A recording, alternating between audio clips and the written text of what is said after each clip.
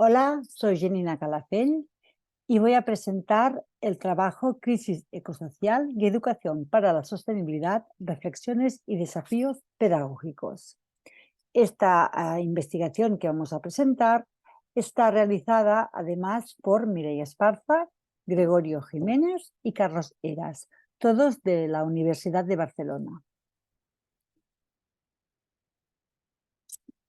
Partimos del contexto de que actualmente estamos en una crisis ambiental que se puede evidenciar, ¿no?, en la pérdida de biodiversidad o en el cambio climático, en la que esta dimensión ambiental se entrelaza con otra dimensión o otra crisis social, como es, por ejemplo, ¿no?, el aumento de las problemáticas de bienestar y salud o migraciones forzadas que están entrelazadas a veces, ¿no?, por ejemplo, por el cambio climático, y que estas dos dimensiones también están entrelazadas con otra dimensión que es la económica, lo que puede generar una crisis por falta de recursos, el aumento del precio, la inflación, etcétera. Por tanto, vemos que cuando trabajamos a la crisis ecosocial no podemos separar estas dimensiones, ya que la crisis ecosocial es una crisis en la que confluyen justamente múltiples dimensiones, que esta crisis es transnacional y que esta crisis es compleja. Y por tanto nos preguntamos qué papel juega la educación en esta crisis ecosocial. De hecho, la educación es clave para responder a esta crisis y, de hecho, ya desde, por ejemplo, la Cimería de Río, se viene llamando a los agentes educativos y la educación como un elemento esencial para responder a esta crisis. Pero ¿qué tipo de educación o qué tipo de educación para la sostenibilidad necesitamos para lograr esta transformación ecosocial? Tradicionalmente, la educación para la sostenibilidad se ha orientado a transmitir conocimiento y a sensibilizar de los problemas ambientales, por ejemplo, ¿no?, el aumento de residuos. Al trabajar en esos momentos, la crisis ecosocial nos pide una educación para la sostenibilidad que busque un enfoque más sistémico y crítico ante la situación que estamos viviendo. A la vez, a la educación para la sostenibilidad debe huir de enseñar conductas, actitudes y valores, por ejemplo, a reciclar como valor positivo, ¿sí?, y promover que esta clarificación de valores, esta idea de cuáles son los valores ecológicos y cuáles son los valores sociales. A la vez, tradicionalmente, cuando se ha introducido la educación para la sostenibilidad en los centros educativos, primaria, secundaria, universidad, siempre se ha tendido a introducir contenidos ambientales o contenidos ecológicos. Y en cambio debemos ir hacia una educación para la sostenibilidad que también introduce pedagogías activas, pedagogías en el cual el alumnado es rol activo y protagonista de este aprendizaje, dando importancia al rol de la educación y de la evaluación de estos. A la vez, tradicionalmente, la educación para la sostenibilidad se ha orientado a promover acciones individuales, cerrar el grifo de agua, cerrar el interruptor, a reciclar.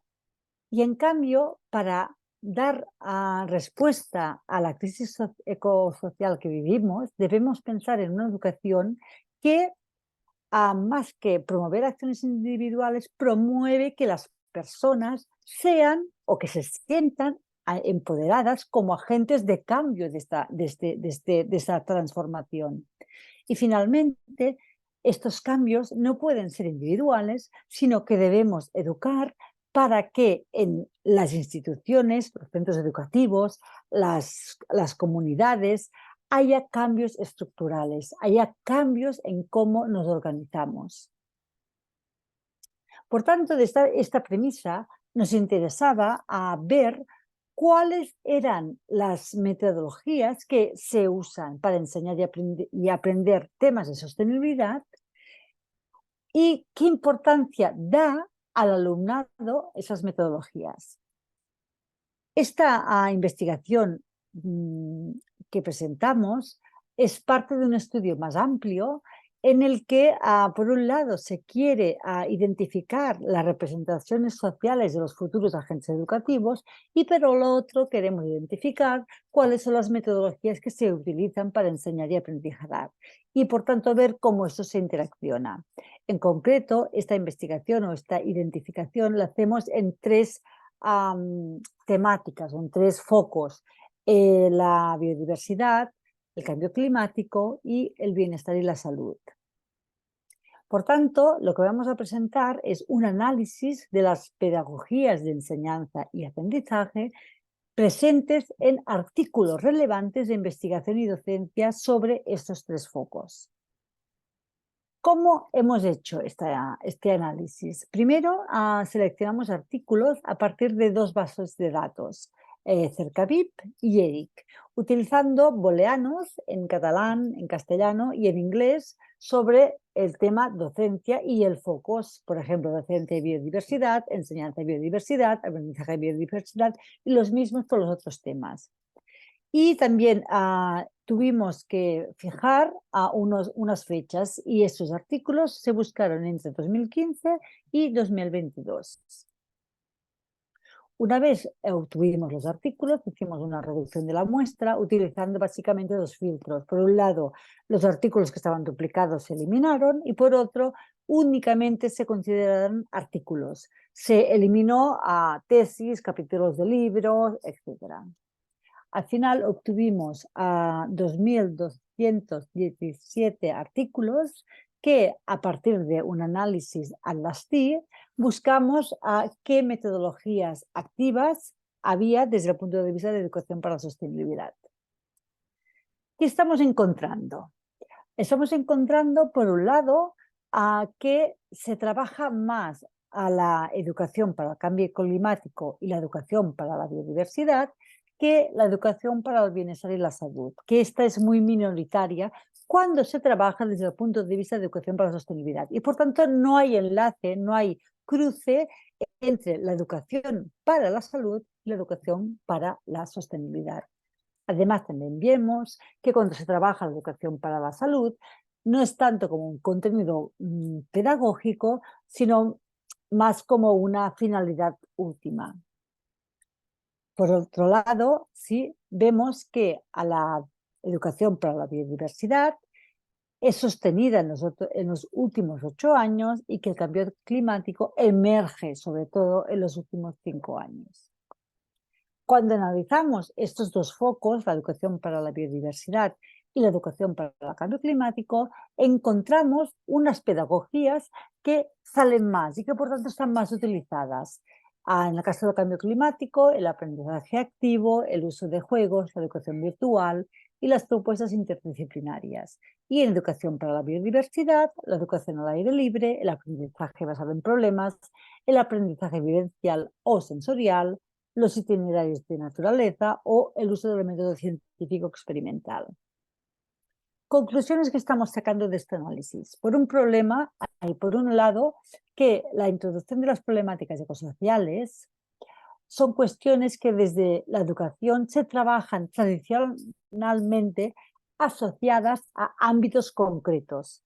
Por ejemplo, sobre todo ámbitos científicos, como la biología, la física, la ecología, etc. Y esto tiene una transferencia en las metodologías que se usan. Por ejemplo, vemos que en biodiversidad es muy importante el diario de campo, y por tanto que cuando se trabaja, esto también está en las prácticas educativas. O que, por ejemplo, es importante en el ámbito científico el diseño experimental, la parte experimental, y que esta también está cuando trabajamos metodologías desde la educación para la sostenibilidad. Por tanto, si bien estas metodologías propias de este ámbito son adecuadas, también vemos que deberíamos dar un paso más allá para dialogar o para introducir esta mirada más transformadora o esta mirada más activa de la pedagogía actual, para que los problemas ecosociales no se asocien únicamente a unas disciplinas, sino que se pueda dar esta perspectiva compleja. Por ejemplo, introducir cuestiones de arte, introducir cuestiones más de campo o disciplinas del ámbito social o metodologías transversales podría ayudar a entender más estos problemas ecosociales desde un punto de vista complejo, multidimensional y transterritorial. Y hasta aquí la presentación. Muchas gracias y quedamos a comentarios.